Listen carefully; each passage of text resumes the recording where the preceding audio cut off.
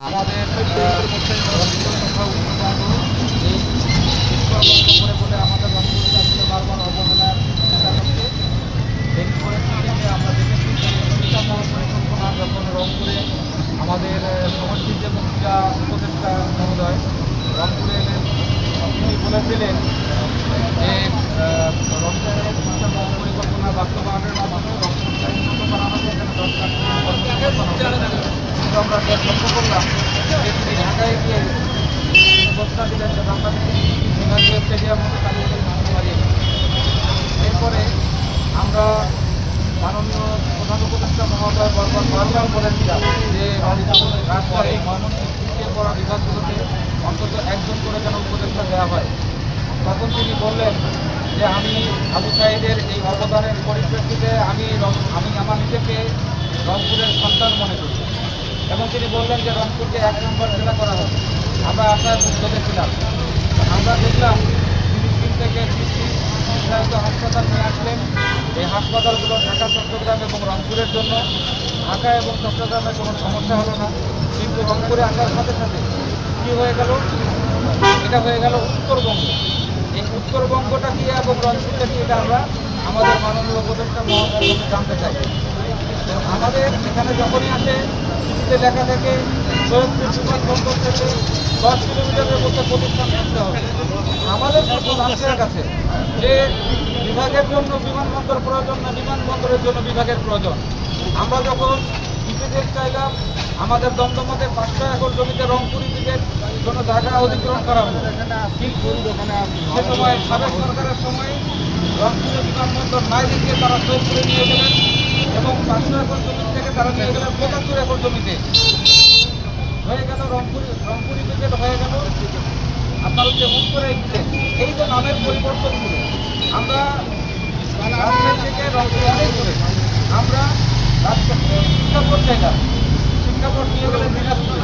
দিনাজপুর শুধু শিক্ষাবোর্ড চায়নি, রংপুর থেকে দিনাজপুর 80 কিলোমিটার দূরত্বে। তাদের চিন্তা করা উচিত ছিল সমগ্র বিভাগের কেন্দ্র কিন্তু হচ্ছে রংপুর এবং সেটা হচ্ছে মডার্ন মোড। বিভাগের 8টা জেলাকে এই মডার্ন মোড ক্রস করতে হয়। তারা যদি এটা চিন্তা করতেন যে আমার রোববারের আগের সময় আমার কিশোরগঞ্জ এই জায়গাগুলো থেকে রংপুরে আসতে 80 কিলোমিটার, তাহলে তারা রংপুরে এসে তারা কেন দিনাজপুরে যাবেন, কেন রংপুরে যাবেন? আজকে যখন আমাদের 500 সরকার হাসপাতাল আসছে রংপুরের নামে, এটা চীন সরকারের দেওয়া উপহার কেন আপনারা কেড়ে নেবেন? আমরা এই জন্য বলতে চাই যে মাননীয় উপদেষ্টার কাছে যে প্রত্যেকটা বরাদ্দ যেটা বিভাগের বরাদ্দ সেটা বিভাগই থাকতে হবে। আমরা বাংলাদেশের 34টা জেলার সার্বিক উন্নয়ন চাই, জেলার বরাদ্দ জেলায় থাকবে, আমাদের কোনো আপত্তি নেই। আমরা জেনেছি যে প্রত্যেকটা জেলায় কী করে প্রতিষ্ঠান করে এবং কী করে বিশ্ববিদ্যালয় প্রতিষ্ঠিত হবে হোক, আমাদের কোনো আপত্তি নেই। কিন্তু আমাদের বিজ্ঞান প্রযুক্তি বিশ্ববিদ্যালয় বাইরে চলে যাবে না।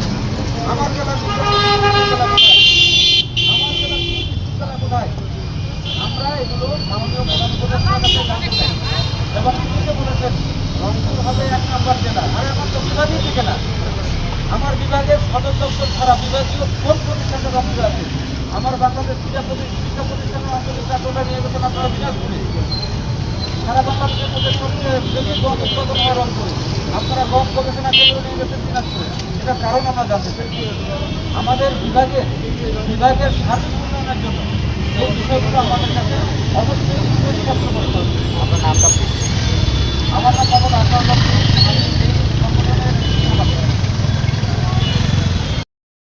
সম্মেলন আসে রংপুর থেকে এটা সরিয়ে নেওয়া হয়। আর ডক্টর ইউনূস সাহেব তিনি আমাদেরকে আশ্বাস দিয়েছিলেন যে রংপুর একমাত্র শহর হিসাবে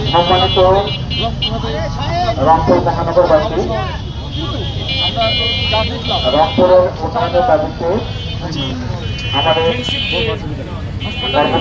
দেওয়া হচ্ছিল সেটাকে সরিয়ে আমরা নেওয়া হয়েছে। আমাদের এর আগেও অনেক উন্নয়নের শিক্ষা বোর্ড যেটা সেটা আমরা আজকে মানববন্ধন আমরা চাই আমাদের আমাদেরকে আলাদা করে দেওয়া হয়।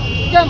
আমরা উত্তর অঞ্চলে বাংলাদেশের সবাই আমরা সমান, তো আমাদের এই যে একটা আমাদেরকে আলাদাভাবে দেখা হয় বা আমাদের উন্নয়নটা যে থেমে যাচ্ছে বারবার এটার জন্য আজকে আমরা মানববন্ধনে দাঁড়িয়েছি এবং আমার কাছে অনুরোধ যে ডক্টর ইউনূস সাহেবের কাছে যে আপনি যে কথাটা দিয়েছিলেন সেই কথাটা রাখুন। আপনার কাছে আমরা সবিনয় নিবেদন করছি, আপনি আমাদের উত্তরবঙ্গকে আমাদের আলাদা করে দিয়েন না, আমাদের রংপুরবাসীকে এভাবে আলাদাভাবে দেখিয়েন না। এটুকুই। আপনার নামটা জন্য আমরা রাষ্ট্রযন্ত্রের বিরুদ্ধে আজকে হলুদ কার্ড প্রদর্শন করে সতর্ক করে দেব। তৃতীয় এবং সর্বশেষ যে কর্মসূচিটি রয়েছে সেটি হচ্ছে সকল বঞ্চনা, বৈষম্য এবং সকল ধরনের ষড়যন্ত্রের বিরুদ্ধে আমাদের 24-এর বীর যোদ্ধা বীর শহীদ আবু সাইদের মতো আমরা বুক পেতে দাঁড়াবো। এই অংশটুকু থাকবে মাত্র 5 মিনিট। এটি রাষ্ট্রের কাছে আমাদের এক কথায় বলা যায় যে প্রতীকী প্রতিবাদ। আমরা যদি রক্ত লাগে আরো রক্ত দিতে প্রস্তুত, আমরা যদি আরো আত্মা লাগে আমরা আত্মা দিতে প্রস্তুত, কিন্তু আমরা আমাদের দাবি বাস্তবায়ন করে করবো ইনশাআল্লাহ। এই জন্য